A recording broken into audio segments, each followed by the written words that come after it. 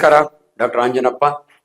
ವಿಜ್ಞಾನವನ್ನು ಗೌರವಿಸಿ, ವಿಜ್ಞಾನದಲ್ಲಿ ಕರೆಕ್ಟಾಗಿ ಸೂಟಬಲ್ ಆಗಿ ಮಾಡ್ತಾರೆ, ಅನ್ನೆಸರಿ ಬೈಪಾಸ್ ಮಾಡೋದಿಲ್ಲ. ಸೊ ಇವೆಲ್ಲವನ್ನು ತಿಳ್ಕೋಬೇಕು. ಸೊ ಹಾರ್ಟ್ ಅಟ್ಯಾಕ್ ಬಗ್ಗೆ ಕೊನೆಯದಾಗಿ ನಿಮ್ಗೆ ಹೇಳ್ತೀನಿ. ಇವತ್ತು ನೋ ಡೌಟ್ ಯಂಗ್ಸ್ಟರ್ಸ್ಗೆ ಆಗ್ತಾ ಇದೆ because of life style disorders, lack of exercise. ನಿಮ್ಮ ಹೃದಯಕ್ಕೆ ಬಹಳ ಇಂಪಾರ್ಟೆಂಟ್ ಟಾನಿಕ್ಕು ಅಂದರೆ ನೀವು ಸಮಯಕ್ಕೆ ಸರಿಯಾಗಿ ಊಟ ಮಾಡೋದು. ಅದರೊಳಗೆ ಈ ಫುಡ್ ಬಗ್ಗೆ ನಿಮ್ಗೆ ಸ್ಪಷ್ಟವಾಗಿ ಹೇಳ್ತೀನಿ. Vegetarian food is always better than non vegetarian food as far as heart is concern. Red mutton ಒಳಗೆ ಕೊಲೆಸ್ಟ್ರಾಲ್ ಜಾಸ್ತಿ ಇರುತ್ತೆ, ಫಿಶ್ ತಿಂದರೆ ಒಳ್ಳೆಯದು. ಇವೆಲ್ಲ ಜನರಲ್ಲೇ ಮಾತಾಡ್ತೀವಿ. ಹಂಗೆ ಅಂದ್ಕೊಂಡು ಮಾಂಸ ತಿನ್ನೋರಿಗೆಲ್ಲ ಹಾರ್ಟ್ ಅಟ್ಯಾಕ್ ಆಗಂತೆ ನಾನೇನು ಹೇಳ್ತಾ ಇಲ್ಲ, ನಾನೇ ಮಾಂಸ ತಿಂತೀನಿ. ಹಂಗಾಗಿ ಎಷ್ಟು ಬೇಕೋ ಅಷ್ಟರಲ್ಲಿ ಲಿಮಿಟ್ನಲ್ಲಿ. ಎರಡನೇದು ಭಾಳ ಇಂಪಾರ್ಟೆಂಟು, ಜನಗಳು ನೀರು ಕುಡಿಯಲ್ಲ, ದಯವಿಟ್ಟು ನೀರು ಕುಡಿ. ಮೂರನೇದು ಸೆಡೆಂಟ್ರಿ ವರ್ಕ್. ನಾವು ಹೇಳ್ತೀವಿ 10 ಸಿಗರೇಟ್ ಸೇದೋದು ಒಂದೇ, ನೀವು ಇಡೀ ದಿನ ಕೂತಿರೋದು ಒಂದೇ, ಅಷ್ಟು ರಿಸ್ಕ್ ಫ್ಯಾಕ್ಟರ್ ಅಂತ ಇವತ್ತು ವಿಜ್ಞಾನ ಹೇಳ್ತಾ ಇದೆ. ದಯವಿಟ್ಟು ಪ್ರತಿ ದಿವಸ at least 5 days in a week 45 minutes of walking. Walking is the best exercise. ನೀವು ಜಿಮ್ಗೆ ಹೋಗಿ ದುಡ್ಡು ಖರ್ಚು ಮಾಡಿ ಸಾಹಸ ಮಾಡಬೇಕು ಅಂತ ಏನಿಲ್ಲ, ವಾಕ್ ಮಾಡಿ. ಯಾವುದೇ ವಯಸ್ಸಿಗಾಗಲಿ, 80 ವರ್ಷದವ್ರಿಗಾಗಲಿ. ಏನು ಡಾಕ್ಟ್ರೇ ಚಿಕ್ಕ ಹುಡುಗ ಜೋರಾಗಿ ಓಡ್ತಾನೆ, ನಾನು ಓಡ್ಬೇಕಾ?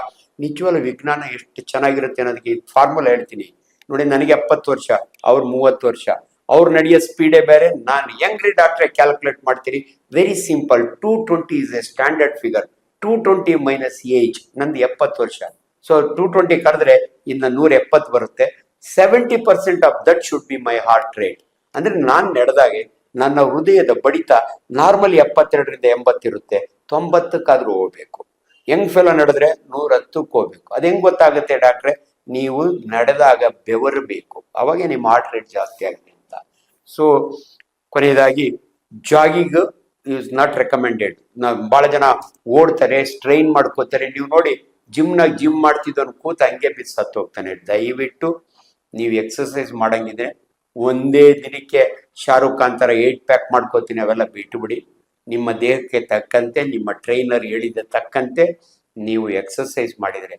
So finally diet, exercise and yoga, ಧ್ಯಾನ. ಹಿರಿಯರು ಸುಮ್ಮನೆ ಹೇಳಿಲ್ಲ, ಋಷಿಮುನಿಗಳು 150 ವರ್ಷ ಸುಮ್ಮನೆ ಬದುಕಿಲ್ಲ. ಅವರ ಜೀವನ ಶೈಲಿ. ಕಾಯಿ ಪಲ್ಯಗಳು ತಿನ್ಕೋತಾರೆ, ಯಾವ ಟೆನ್ಷನ್ ಇರೋದಿಲ್ಲ, ಹಿಮಾಲಯದಲ್ಲಿ ಕೂತಿರ್ತಾರೆ. ನಮ್ಗೆ ಹಂಗೆ ಆಗಲ್ಲ. Modern man cannot be like that. ನಾನೊಬ್ಬ ಸರ್ಜನ್ ಆಗಿ ಅವ್ರು ಹೇಳ್ದಂಗೆ ನಾನು ಮಾಡೋಕ್ಕಲ್ಲ, ನನ್ನ ಪ್ರೊಫೆಷನ್ ನನಗಿರುತ್ತೆ. ಆದರೂ ಕೂಡ ಮನುಷ್ಯ ತನ್ನ ಆರೋಗ್ಯದ ಬಗ್ಗೆ ಗಮನ ಕೊಟ್ಟರೆ ನಡೆದಾಡುವ ದೇವರು ಶ್ರೀ ಶ್ರೀ ಶಿವಕುಮಾರ ಸ್ವಾಮಿಗಳನ್ನು ಬದುಕಿದಂಗೆ ನಾವು 111 ವರ್ಷ ಬದುಕ್ಬೋದು. ಯಾಕಂದರೆ ದೇವರು ಕೊಟ್ಟಿರುವ ಆಯುಸ್ಸು 120 ವರ್ಷ. ಮನುಷ್ಯನಿಗೆ ಅಟ್ಲೀಸ್ಟ್ 100 ವರ್ಷ ಆದರೂ ಬದುಕಬೇಕಾದ್ರೆ ನಗನಗ್ತಾ ಇರಿ, ಖುಷಿ ಖುಷಿಯಿಂದ ಇರಿ, ಆಹಾರ ವ್ಯವಸ್ಥೆಯನ್ನು ಸರಿಯಾಗಿ ನೋಡ್ಕೊಳ್ಳಿ, ಚೆನ್ನಾಗಿ ನೀರು ಕುಡೀರಿ. Thank you.